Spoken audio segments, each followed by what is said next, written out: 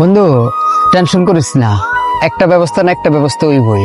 আল্লাহ ভরসা, আল্লাহরে ডাক, একটা না একটা ব্যবস্থা হইবই। কি করবো ক, চেষ্টা তো অনেক করলাম, কোনো তো ব্যবস্থা হইতেছে না। ওর কি হয়েছে? মন খারাপ নাকি? ওর বাপটা অসুস্থ রে। অনেক অসুস্থ? ডাক্তার কি কইছে? সুস্থ হইব না?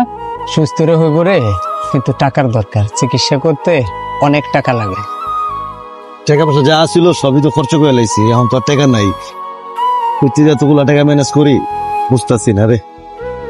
আমার কাছে তো যা ছিল দিয়ে দিছি, এখন আমার কাছে আর নাই।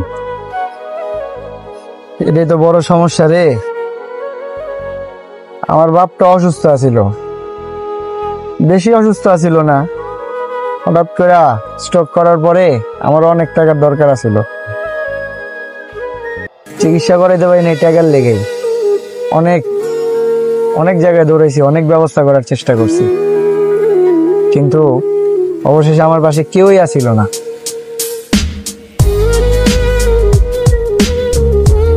যাক বন্ধু, টেনশন করিস না, আমি দেখতেছি কি করা যায়।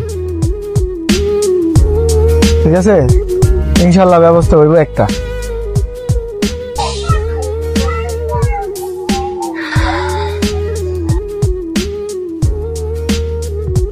ফোনটাও ধরতেছে না রে।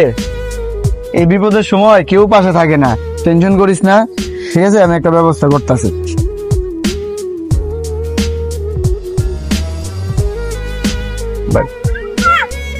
ভাই দেখন লাগবো না ভাই, জিতছেন ভাই, বুঝছেন? বিপদে পড়ে আপনার কাছে মোবাইলটা বিক্রি করতেছি।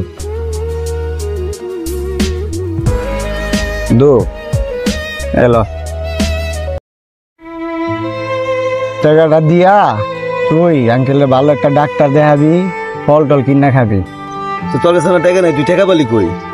আরে দূর ব্যাপার না, ওই হাতের মোবাইলটা বেচা দিছি। তুই বললে মোবাইলটা বেচে দিলি? আরে বন্ধু, আপনার কথা শুনলে ভিতরটা আছে না, ভিতরটা মনে কর যে চলে।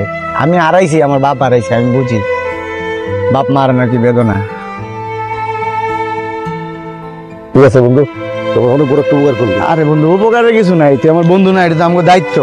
বন্ধুত্ব এমনই হতে হয়, বিপদে পাশে থাকবে, সাহস যোগাবে। ভিডিওটি ভালো লাগলে শেয়ার করে দিবেন প্লিজ।